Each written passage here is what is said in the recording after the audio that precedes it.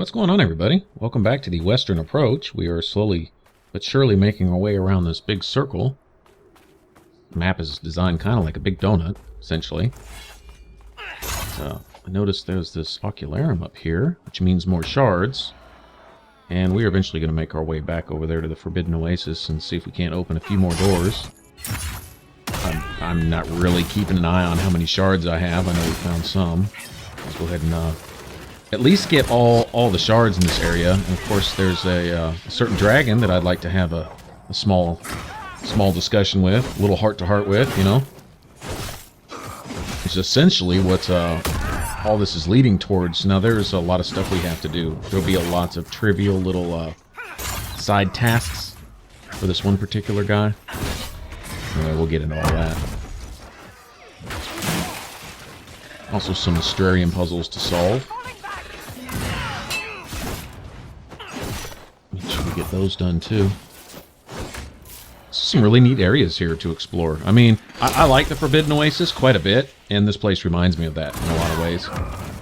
You have your random clumps of trees and spots of water and such, but the whole desert thing, it's pretty cool.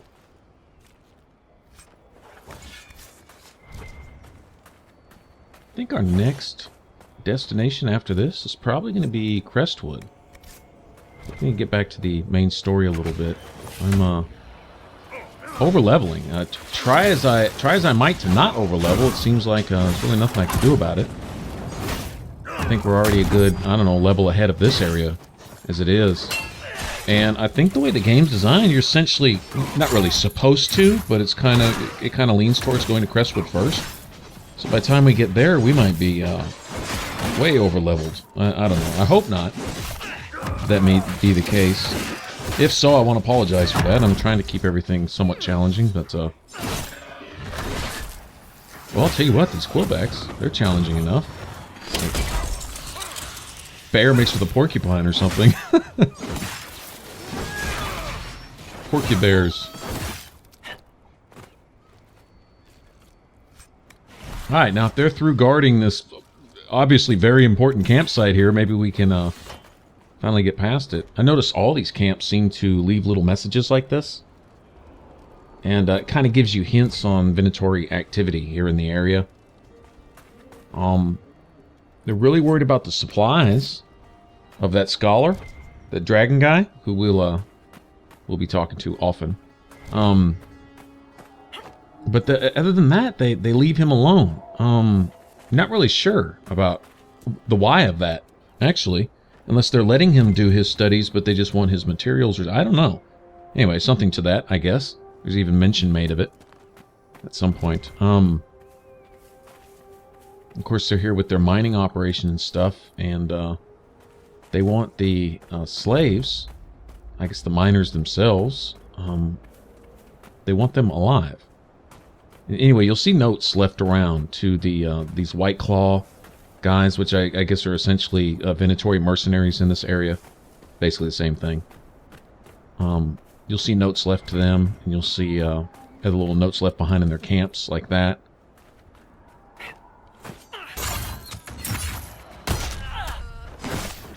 And this all kind of points towards the Impri du Lion. Is that how you say that? Like, even getting close, but a lot points to that. So, I think after Crestwood, that's probably where we'll head after that. And then, I don't know. I kind of wanted to touch on all the maps. I'm not sure how many locations there are. At some point, we'll get to the main story, too. Touch on quite a bit of it. I like doing the dragon hunting. That's really cool. Don't know if we'll get to every dragon in the game, but we'll certainly go out of our way a little bit to go find them.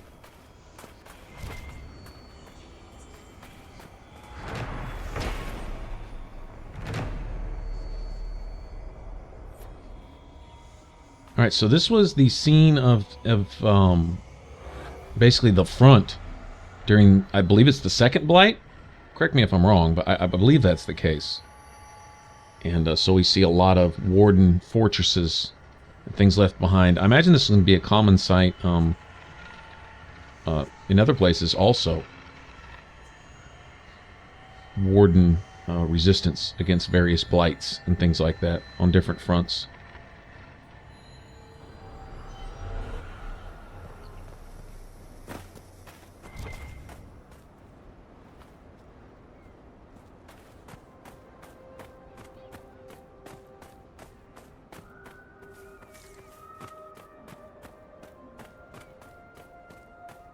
Strange place for all these mining operations. I'm not sure what they're looking for in the sand. But, hey, well, there's a quarry. I'll take it. Obviously some rocks down there somewhere, right?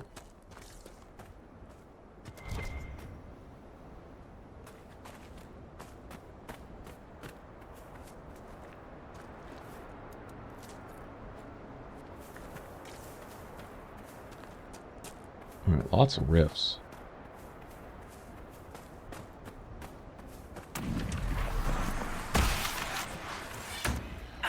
Okay, so we closed the main breach, and apparently these rifts are staying behind regardless. These are essentially tears in the veil. I mean, you know, as far as that goes, but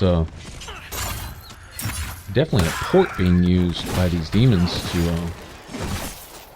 Are they being summoned? Or are they coming here of their own free will? Like, see, from what I understand from Solus, demons are, when summoned against their will, they're essentially sometimes even benevolent or good-willed spirits in the Fade, but then when they're brought into this world either against their will or contrary to their true nature, like they say, like a spirit of wisdom becomes a spirit of pride or something like that. Anyway, Solus talks about it a bit. And these spirits, when brought into this world either against their original nature or against their will, become these demons and so on and so forth. Now these guys are coming through these Fade Rifts or Tears as demons, so I'm assuming they're being summoned against their will. They're coming here contrary or something. I mean, are these the efforts of Gryphius, or is there something about the mark in our hand which is pulling them through, right? Against their will, possibly?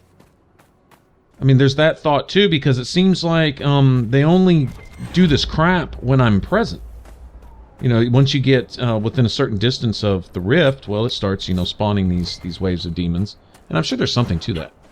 Having something to do with either the mark in the hand or whatever. Unless these rifts just, while we're not around, are periodically pouring out these demons also, then I don't know. I was just thinking about that. Because they, more than once already, they brought up, you know, the issue with demons' true nature and then, or spirits' true nature, and then what they become when they enter this world. Which, you know, this world is bad as we act in it. I'm not surprised that the nature of this world would corrupt anything. I mean, hell, we're bad enough as it is.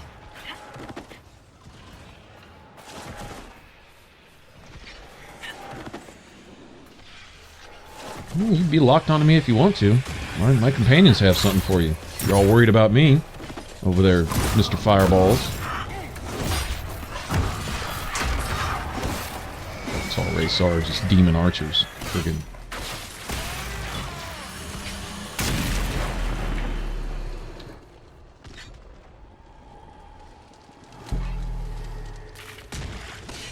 Alright, I know there are personal companion quests, things to do for several members.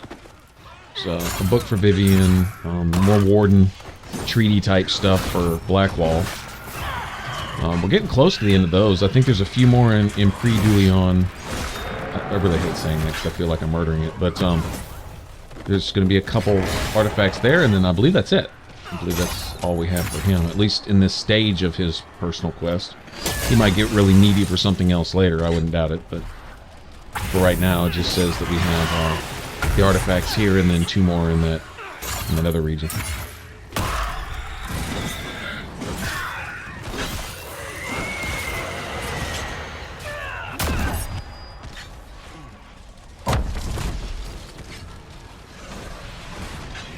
It used to be really nice doing these because I would get rings. Good loot drop for my character, and I don't think a single Fade Rift has dropped a ring that I can personally use yet. It's been pretty good, giving some for my tanks especially, but by now I would have I have found a grappling hook ring before. I would prefer a block and slash and a mighty blow ring, which I do have the mighty blow ring, but I don't believe I got it off of a Fade Rift drop. I might have. I don't think so though. Seems like I got it somewhere else. Off maybe one of the mercenaries in Hafter's Woods. I don't know. I don't remember. But normally by now, the Fade Rift's usually pretty good about that kind of stuff. Anyway, I went around the backside of this hill here because I noticed there was a magic shard, and I didn't see getting to that from down below. So I was like, you know what? They probably want you to kind of go out of your way.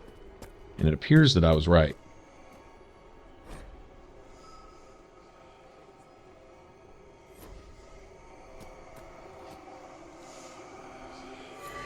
We see a skeleton there with an undelivered note.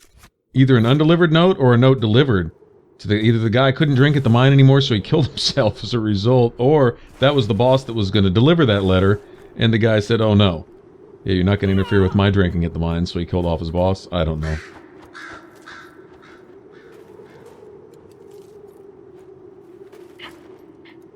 It's a really nice collection of stuff right here, all along these little oasis-type places. Really good about... Forbidden Oasis was like this, too. Lots of spindleweed and blood lotus and elf root, stuff like that. This one has death root also. I'm not sure what grenades or whatever that leans towards. Probably Tears of the Dead. That would be my guess. It's going to be a nifty poison for my rogue when I play my rogue. That'll be kind of my go-to. Probably be Tears of the Dead and Mighty Offense. Although I don't know that you can use them both at the same time. But either or. Both are actually really good. Well, from the little I played with the Tears of the Dead in multiplayer. It's really effective. Really comes in handy during, like boss and stuff like that.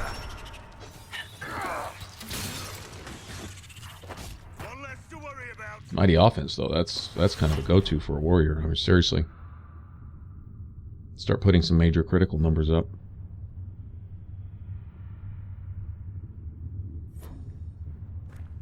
Kind of excited. In about another 4 levels, or about when we get to level 20 and we do our last level recap thing, I'm probably going to take a really good solid look based on the materials I have into making some really class or build specific gear, with an eye towards maybe in-game stuff. If not then shortly after that. I know the soft cap is somewhere between 22 and 25. Those are the numbers that I've seen thrown around by people, as far as they've gotten.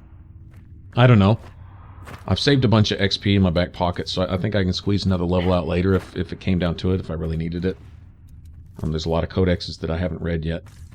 And, as long as they're on the general path... Now, if I have to go way off into the corner of a map somewhere where I'll probably never return again, and there's a codex sitting there, I'll read it while I'm there, because I'm not going to walk all the way out for one codex or something. But if there's kind of a general path through an area, like, say, in the hinterlands, right there at the crossroads... I'd leave those, at least until I can get max benefit from them. Until I get all my Inquisition perks and get, the most XP I can from those. And so I'm kind of doing that as I go along. So should I want to come back later and get those, not just maybe for an achievement or something, which I believe I actually already have that achievement. I got that relatively early on another character and hadn't even gotten as far as I am here. But I had read everything up to that point, and then I was like, I could probably really maximize this by not reading any of these and saving them for when I can actually use the XP when XP becomes kind of rare. Like, I could see much later in the game, especially maybe after DLC starts coming out and things like that, and having a character save where you have a lot of codexes at your disposal with areas that aren't locked away to you, where you can go back and read, you know, if you have at 150 points apiece, if you got 20 codexes, that's, you know, several grand of XP right there, just for example. You know, maybe the enemies aren't giving you any kind of XP return whatsoever, no matter where you go and that type of thing, then it'd be nice to have a source of that much later in the game. See, there's a lunge and slash ring, and that's a friendly fire ability, so I won't be using that. Gotten a lot of that type of stuff. It's been pretty good about ring drops for, I would consider Cole's build also. And I haven't really been using Cole. I'm kind of saving that for my character, actually. I'm going to do a dual wielding rogue. Definitely an assassin build. I'm going to call it the ninja build, too, because it's going to be based completely on stealth and criticals, and I already pretty much have it mapped out. See, I've been extensively using multiplayer for that, specifically. And I can see in multiplayer, there's some things I wouldn't use in multiplayer, but I would definitely use them in the campaign, especially considering I'll have more hotkeys at my disposal.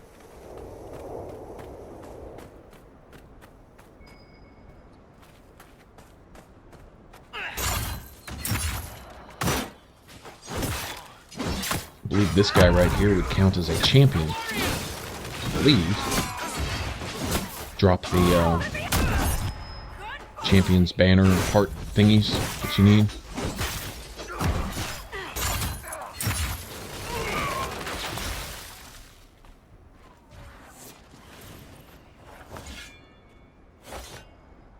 I'm not sure about the Templar rebels in the hinterlands.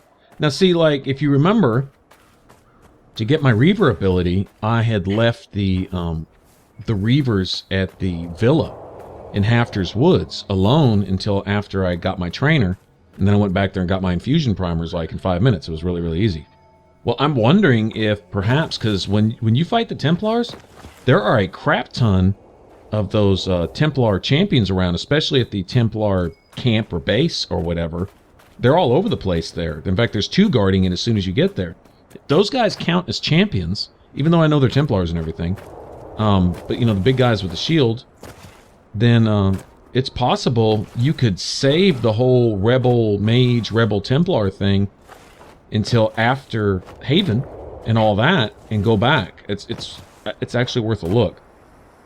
I'm not a big fan of that particular specialization. I kind of have my picks, but you know, if I was looking for that. Now look here, we have a cheese party.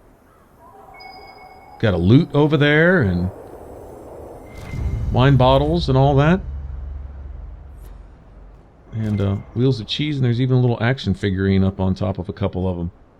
I have no idea what all that's about. There's a story to this. This is an Easter egg or something, and I don't know the reference. But it wasn't laid out like this on accident, so definitely has some significance somewhere. Any of you guys know? Leave it in the comment section below. I'm really curious what the significance of that little cheese wheel party there is, or else it's just something funny by the developers. They're notorious for that. Place to camp. All right, we got a good camp, and this is also a spot where we eventually come back after we solve all the Astrarian puzzles. This is a good place to fast travel to, and I also think this is a pretty good cutoff point. And from here, we will go see what other trouble we can cause in the Western Approach. How does that sound? Alright guys, thanks for watching. If you want to subscribe, click that button over my head. And if you want to catch the rest of my videos, click those boxes on the left. And I will catch you guys later. Y'all take care. Bye-bye.